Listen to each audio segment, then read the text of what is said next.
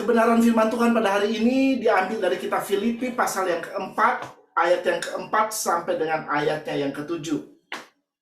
Sekali lagi, firman Tuhan pada hari ini diambil dari kitab Filipi pasal yang keempat, ayatnya yang keempat sampai dengan ayatnya yang ketujuh, yang bunyinya adalah demikian. Bersukacitalah senantiasa dalam Tuhan. Sekali lagi kukatakan bersukacitalah. Hendaklah kebaikan hatimu diketahui semua orang. Tuhan sudah dekat.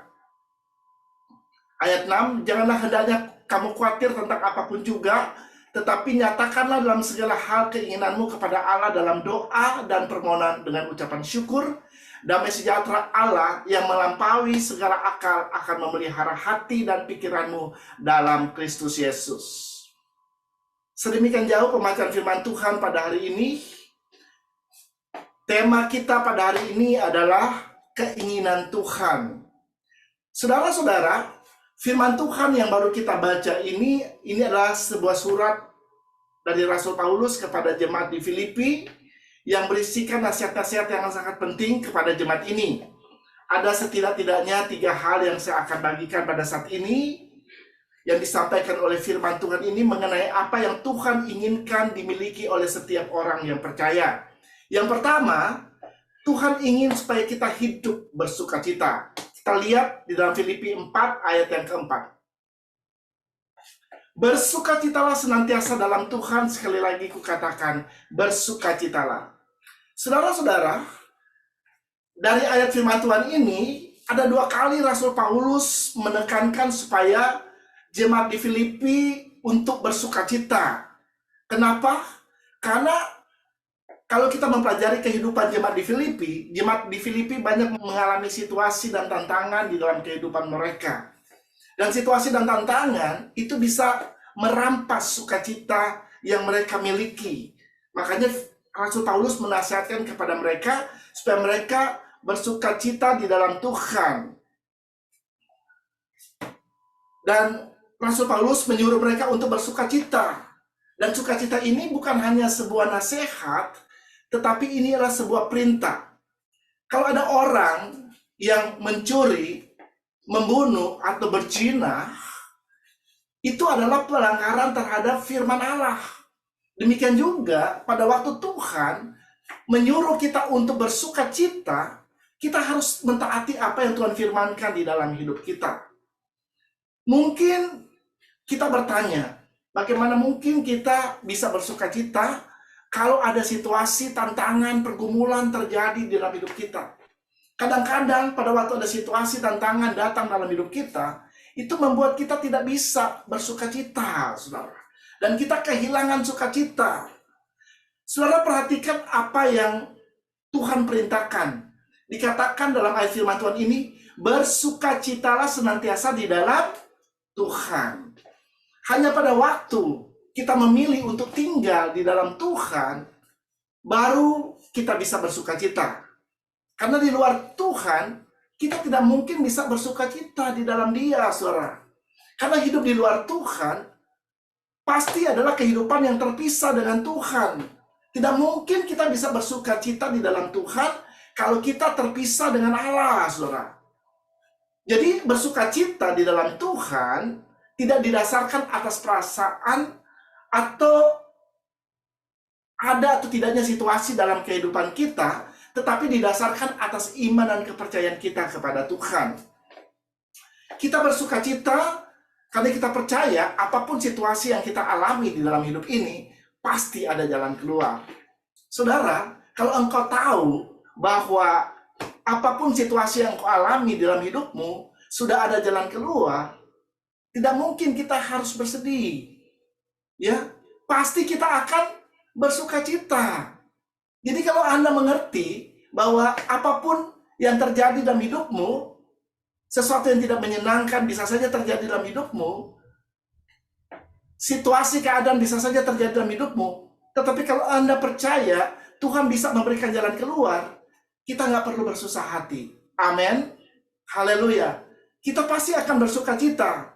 Nah, kata bersukacita ini diulang sampai 2 kali dalam ayat firman Tuhan ini. Ya, itu artinya kata bersukacita ini merupakan satu kata yang sangat-sangat penting, saudara, yang perlu diperhatikan oleh kita sebagai orang yang percaya. Dan juga kata bersukacita ini haruslah kita ingat, saudara, karena kecenderungan manusia itu suka lupa. Benar? Suka lupa, saudara. Siapa yang masih ingat khotbah di gereja online ini 3 minggu yang lalu? Mungkin ada yang masih ingat, mungkin ada yang udah lupa, saudara. Karena memang kecenderungan manusia itu suka melupakan sesuatu, saudara. Ya, kadang-kadang kita suka berjanji, tetapi manusia berjanji kadang-kadang suka lupa untuk menepati janjinya. Ya, hanya Tuhan yang tidak pernah lupa untuk menepati janjinya. Amin. Haleluya. Ya. Saudara, kenapa di dunia ini banyak terjadi perceraian dalam rumah tangga Kristen, saudara? Karena orang Kristen, mereka suka lupa bahwa mereka pernah berjanji. Ya, pada waktu mereka menjalani pernikahan, di hadapan pendeta mereka berjanji, mereka akan saling menerima satu dengan yang lain dalam suka dan duka. Bahkan mereka berjanji, mengikrarkan janji pernikahan mereka, bahwa hanya maut yang dapat memisahkan mereka, saudara. Tetapi, pada waktu ada situasi, tantangan datang dalam kehidupan mereka, ketika mereka menjalani pernikahan mereka, langsung begitu gampangnya kata, lebih baik kita cerai aja. Ya, karena manusia sering lupa, saudara, akan janji yang dia katakan di hadapan Tuhan, saudara. Mungkin hari ini kita dengar firman Tuhan, tetapi besok mungkin kita udah lupa apa yang disampaikan oleh firman Tuhan kepada kita. Hari ini kita bisa bersukacita, tetapi besok ketika ada situasi tantangan terjadi dalam hidup kita, kita tiba-tiba bisa kehilangan sukacita, saudara. Ya, itulah manusia suka lupa. Ya, makanya Rasul Paulus menekankan kepada jemaat di Filipi supaya mereka hidup dalam sukacita. 2 kali dia mengatakan hal ini kepada jemaat di Filipi. Saudara-saudara, apapun yang kita lakukan akan terasa ringan pada waktu kita memilih bersukacita di dalam Tuhan, saudara. Nah, ada beberapa hal sebenarnya yang bisa membuat sukacita kita hilang, saudara. Setidak-tidaknya ada 2 hal, ya. Yang pertama adalah dosa, ya. Dosa itu memisahkan kita dengan Tuhan, dan tidak mungkin orang yang terpisah dengan Allah bisa bersukacita di dalam Tuhan. Yang kedua adalah beban-beban. Beban-beban ini berbicara situasi, tantangan, pencobaan, pergumulan yang kita hadapi di dalam hidup ini. Dan beban ini, karena beban ini, akhirnya manusia bisa kehilangan sukacita. Makanya kalau dosa dan beban ini tidak dibereskan di hadapan Tuhan, maka tidak mungkin kita bisa hidup dalam sukacitanya Tuhan, saudara. Kalau kita membaca dalam Ibrani pasal 12, ayatnya yang pertama, coba kita lihat ayat ini. Karena kita mempunyai banyak saksi, bagaikan awan yang mengelilingi kita, marilah kita menanggalkan semua beban dan dosa. Perhatikan kedua hal ini, yang begitu merintangi kita, dan berlomba dengan tekun dalam perlombaan yang diwajibkan bagi kita. Saudara, kita harus menyadari bahwa kehidupan kita diumpamakan seperti kita sedang ada dalam perlombaan, saudara. Sedang berada dalam pertandingan. Dan untuk bisa memenangkan pertandingan ini, firman Allah berkata, kita harus menanggalkan segala beban dan dosa yang begitu merintangi. Jadi, beban dan dosa itu akan merintangi untuk kita memenangkan sebuah pertandingan, saudara. Makanya kalau ada yang namanya dosa dan beban, itu harus segera dibereskan di hadapan Tuhan, sehingga kita bisa ringan untuk bertanding, saudara. Pada waktu kita menanggalkan beban dan dosa, maka pada waktu itu kita bisa memenangkan sebuah pertandingan. Karena firman Allah berkata, kalau Anda membaca dalam kitab Nehemia pasal 8, the joy of the Lord is my strength. Ya, sukacita daripada Tuhan itulah kekuatan kita, saudara. Ya, kita akan kuat pada waktu kita bersukacita.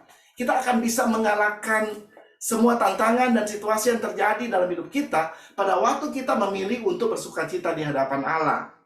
Saudara, ada beda antara sukacita dan bahagia, atau dalam bahasa Inggris, joy dan happiness, saudara. Kalau berbicara tentang kerajaan Allah, ini berbicara tentang joy, bukan berbicara tentang happiness. Kita lihat Roma 14 ayat 17. Sebab kerajaan Allah bukanlah soal makanan dan minuman, tetapi soal kebenaran, damai sejahtera, dan sukacita oleh Roh Kudus. Saudara, sukacita oleh Roh Kudus ini berbeda dengan kebahagiaan yang dari dunia ini, saudara. Sukacita dari Roh Kudus tidak dipengaruhi oleh faktor-faktor yang terjadi di eksternal atau faktor-faktor yang dari luar, saudara. Ya, situasi di luar bisa saja mengecewakan kita, bisa saja menyakitkan kita, bisa saja situasi itu tidak menyenangkan kita. Tetapi orang yang memiliki sukacita dari Roh Kudus, dia tetap akan bersukacita apapun situasi yang dialami. Ya, karena tidak dipengaruhi dengan hal-hal yang dari luar, saudara. Dan sukacita dari Roh Kudus itu sifatnya kekal. Sedangkan kebahagiaan yang dari dunia ini sifatnya bisa dipengaruhi oleh faktor-faktor yang dari luar, saudara. Mungkin kita bisa berbahagia kalau kebahagiaan dari dunia ini, orang itu bisa berbahagia, tetapi pada waktu ada situasi dalam hidupnya, dia bisa kehilangan kebahagiaannya dia. Karena kebahagiaan itu sifatnya tidak kekal, tidak permanen, saudara, hanya temporary. Tetapi kalau berbicara sukacita dan Roh Kudus, itu sifatnya kekal. Dan Tuhan mau supaya kita hidup bersukacita, karena bersukacita itu adalah kekuatannya kita. The joy of the Lord is our strength. Apalagi keinginan Tuhan dalam hidup kita. Kita lihat yang kedua, Tuhan ingin kita selalu melakukan kebaikan. Kita lihat ayat yang kelima dari Filipi pasal yang keempat. Hendaklah kebaikan hatimu diketahui semua orang, Tuhan sudah dekat. Saudara, di sini Rasul Paulus menasihati jemaat di Filipi untuk hidup senantiasa melakukan kebaikan di dalam hidup mereka. Kenapa? Karena Tuhan sudah baik dalam hidup mereka. Demikian juga dengan kehidupan kita. Kita harus hidup melakukan kebaikan karena Tuhan sudah lebih dulu baik buat hidup kita. Dan kebaikan dari Tuhan itu harus bisa dilihat, harus bisa diketahui oleh semua orang, saudara. Kalau kita menghitung kebaikan Tuhan dalam hidup kita, kita tidak akan pernah bisa menghitung semua kebaikan yang Tuhan nyatakan dalam hidup kita. Ya, kita bisa beribadah seperti ini pada hari ini, itu semua semata-mata karena kebaikan Tuhan. Amin. Haleluya. Karena ada banyak orang yang tidak bisa beribadah, saudara. Ya, kalau kita masih bisa memiliki pekerjaan, itu semata-mata karena kebaikan Tuhan, saudara. Kalau Anda masih mempunyai family, mempunyai istri atau suami, dan masih ada mempunyai anak-anak, itu karena kebaikan Tuhan di dalam hidupmu. Kalau Tuhan memberkati rumah tanggamu. Amin. Ya. Jadi kalau kita menghitung semua kebaikan Tuhan itu tidak habis-habisnya. Kasih setia Tuhan, rahmatnya, kebaikannya, dari selama-lamanya sampai selama-lamanya, kata firman Tuhan. Jadi kalau kita menghitung kebaikan Tuhan, tidak akan pernah habisnya kebaikan Tuhan di dalam hidup kita. Bahkan kebaikan Tuhan yang terbesar dalam hidup kita, ketika Dia memberikan Yesus Kristus anaknya untuk menebus dosa kita. Sehingga kita yang tadinya harus mati karena dosa dan pelanggaran kita, tetapi karena kebaikan Tuhan, kita boleh menerima keselamatan. Haleluya, saudara. Ya, oleh karena itu setelah kita mengalami kebaikan Tuhan, kita pun harus hidup tidak jemu-jemu untuk berbuat baik, saudara.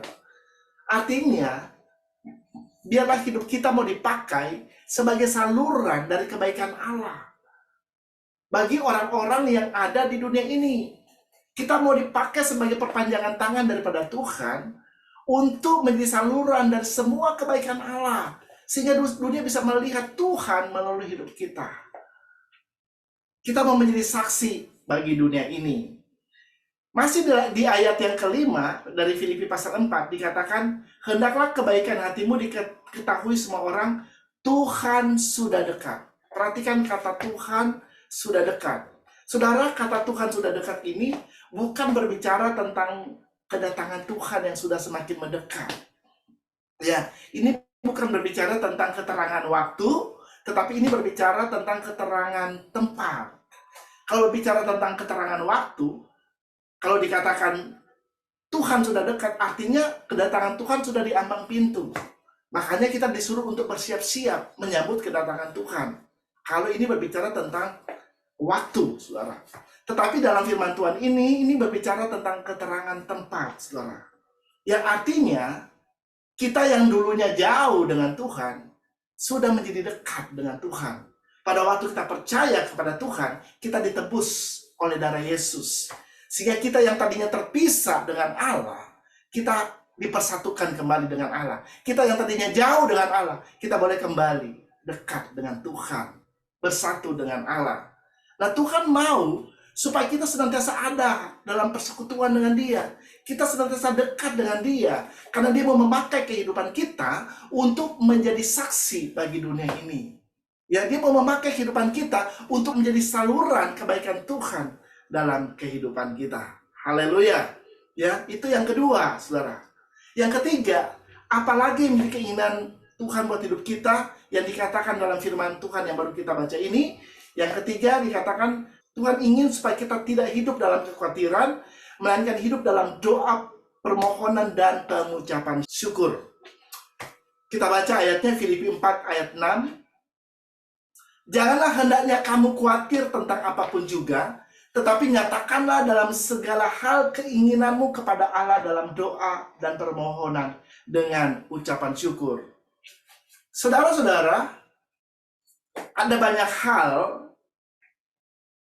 dalam diri manusia yang bisa membuat kita khawatir. Ya, ada banyak alasan bagi manusia untuk bisa khawatir. Tetapi bagi Tuhan, tidak ada alasan bagi dia untuk khawatir, saudara. Karena Allah sanggup, Allah berkuasa, Dia sanggup melakukan segala perkara. Kalau Allah tidak pernah khawatir, maka Dia menginginkan supaya manusia yang percaya kepada Dia tidak hidup di dalam kekhawatiran, saudara. Walaupun selama kita ada di dunia ini, banyak hal yang bisa membuat kita menjadi khawatir. Tetapi Allah melarang segala jenis kekhawatiran dalam hidup kita. Jadi jangan kamu khawatir itu, ini adalah perintah Tuhan. Mungkin ada yang berkata, kekhawatiran itu manusiawi. Ya, banyak orang berkata, iya saya khawatir begini, karena kekhawatiran kan manusiawi. Yaitu menurut pendapat manusia. Tetapi itu bukan firman Tuhan, saudara.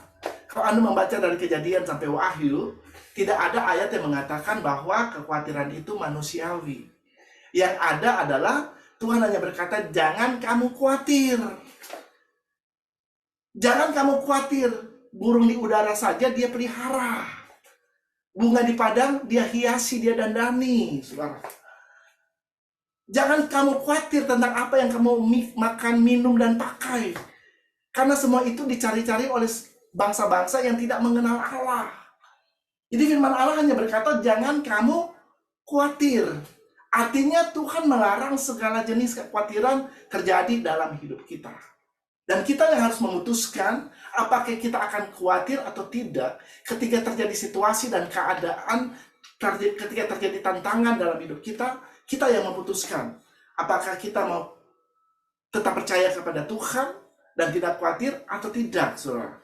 Nah, bagaimana supaya kita bisa dibebaskan atau dilepaskan dari segala kekhawatiran? Perhatikan ayat 6, masih dalam ayat 6, dikatakan, janganlah hendaknya kamu khawatir tentang apapun juga. Ya, jadi ini firman Allah, saudara. Kita dilarang untuk khawatir tentang apapun juga. Tetapi, nyatakan dalam segala hal keinginanmu kepada Allah dalam doa, permohonan, dengan ucapan syukur. Jadi, kalau kita lihat dari ayat firman Tuhan ini, asalkan kita mengikuti kata tetapi, dan selanjutnya, kita pasti akan dilepaskan dan dibebaskan dari segala kekhawatiran. Yang pertama dikatakan, Tetapi nyatakanlah dalam segala hal keinginanmu kepada Allah. Haleluya. Ya, saudara, kita harus belajar untuk menyerahkan segala keinginan kita kepada Tuhan. Kenapa kita harus menyerahkan keinginan kita kepada Tuhan?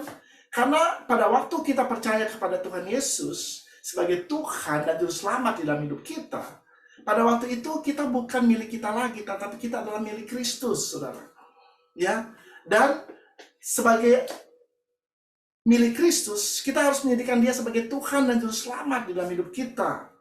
Ya, jadi bukan keinginan-keinginan kita lagi yang harus jadi dalam hidup kita, tetapi kita harus belajar untuk menyerahkan keinginan-keinginan kita kepada Tuhan, kehendak-kehendak kita kepada Tuhan, sehingga bukan kehendak kita jadi, tapi kehendak Tuhan yang jadi dalam hidup kita, keinginan Tuhan yang jadi dalam hidup kita. Karena kalau kita berjalan dengan keinginan kita bisa salah, saudara. Ya, tetapi keinginan Tuhan tidak pernah salah. Amin. Haleluya. Saudara, kalau Tuhan yang melakukan sesuatu dalam hidupmu, Dia tidak pernah salah. Haleluya. Sama seperti Tuhan Yesus pada waktu Dia ada di dunia ini, Dia benar-benar menyerahkan segala keinginan dan kehendaknya kepada Allah Bapa. Dia selalu berkata, biarlah kehendakmu yang jadi, bukan kehendakku. Ya. Jadi Tuhan mau supaya kita menyerahkan semua keinginan kita kepada Allah. Ya, masih dalam ayat 6 dikatakan, janganlah hendaknya kamu khawatir tentang apapun juga, tetapi nyatakan dalam segala hal keinginanmu kepada Allah dalam doa dan permohonan. Ya, yang kedua, dalam doa dan permohonan. Jadi penting sekali kita berdoa kepada Tuhan, karena doa adalah komunikasi dengan Tuhan, saudara. Pada waktu kita berdoa, artinya kita melibatkan Tuhan di dalam segala hal yang terjadi di dalam hidup kita. Ya, pada waktu seseorang berdoa, artinya dia meminta Tuhan untuk mengambil alih kehidupannya, untuk mengambil alih segala situasi dan tantangan yang dihadapi di dalam hidupnya, saudara. Pada waktu kita berdoa, kita belajar menyerahkan semua beban kita kepada Tuhan. Ya, menyerahkan beban, ya, bukan dititip. Ya, berkali-kali saya katakan dari tempat ini, kita bukan nitip sesuatu kepada Tuhan.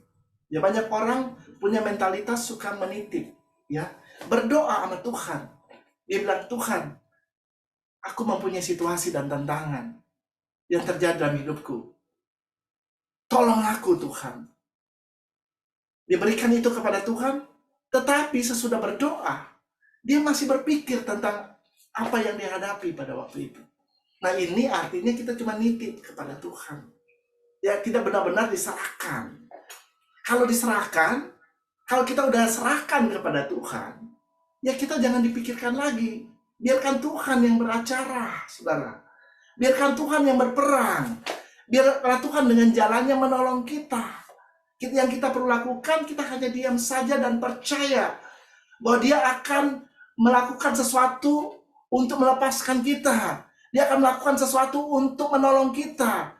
Dan kalau Tuhan yang menolong kita, pasti kita akan berjalan di dalam jalan-jalan kemenangan. Amin.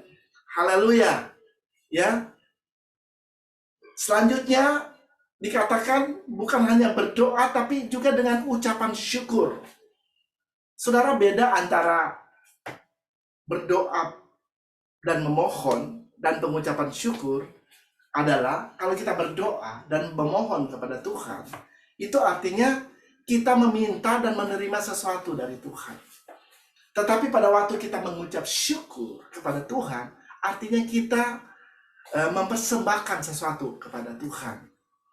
Jadi kita harus belajar hidup dalam pengucapan syukur, saudara. Artinya kita belajar untuk melihat segala sesuatu sebagaimana Tuhan melihat.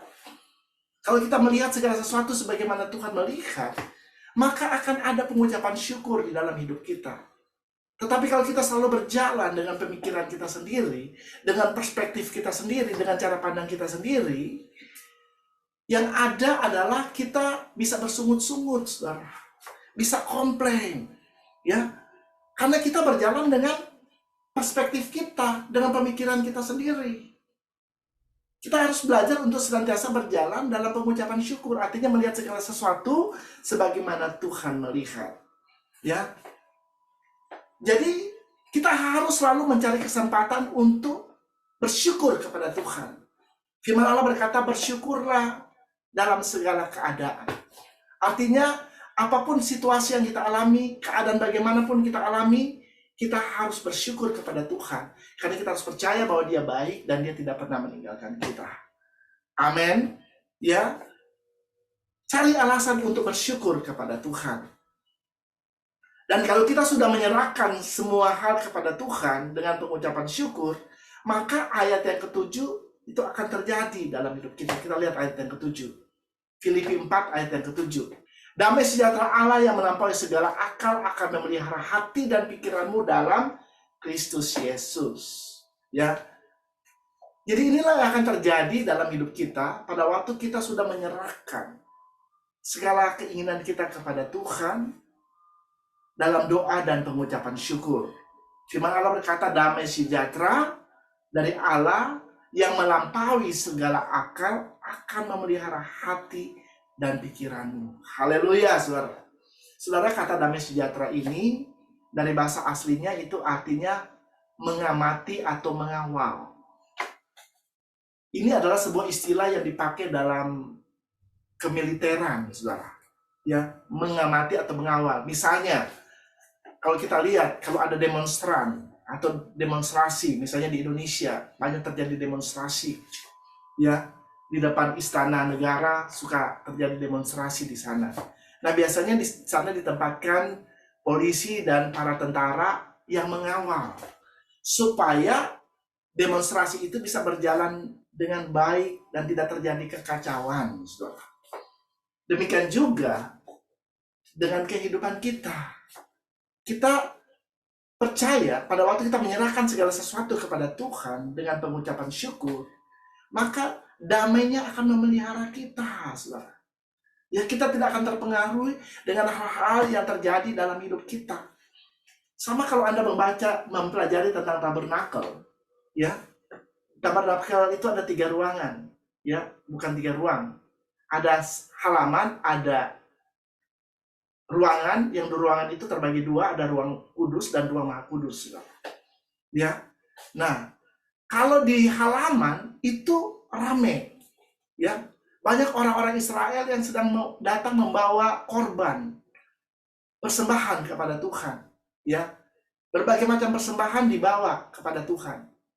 Dan kalau Anda masuk lebih dalam lagi ke ruang maha kudus, di situ agak lebih sepi, saudara, walaupun masih banyak orang. Ada para imam di sana yang melayani Tuhan. Tetapi di ruang maha kudus, itu benar-benar sepi, saudara, di sana. Ya. Nah, Tuhan mau supaya kehidupan kita senantiasa berada di ruang maha kudusnya Tuhan. Ya, apapun boleh bergolak, boleh berkecamuk di luar sana, tetapi hati kita harus tenang. Harus ada damai. Amin. Ya, harus ada damai, saudara. Ya, makanya kita harus belajar menyerahkan segala beban, segala keinginan kita kepada Tuhan dengan permohonan dan ucapan syukur kepada Tuhan. Percaya bahwa Dia sanggup untuk menolong kita dan membebaskan kita dari segala kekhawatiran yang terjadi dalam hidup kita. Ya, saya tidak akan memperpanjang khotbah pada hari ini. Mari kita mau memilih untuk melakukan apa yang Tuhan inginkan dalam hidup kita. Yang pertama, kita mau memilih untuk hidup bersukacita. Yang kedua, kita mau memilih untuk hidup melakukan kebaikan Tuhan, karena Tuhan sudah lebih dulu baik buat hidup kita. Dan yang ketiga, mari kita mau hidup tidak dalam kekhawatiran. Saya percaya, kalau ketiga hal ini kita lakukan dalam hidup kita, maka pasti damai sejahtera Allah yang melampaui segala akal dan pikiran akan memelihara hati dan pikiran kita. Amin.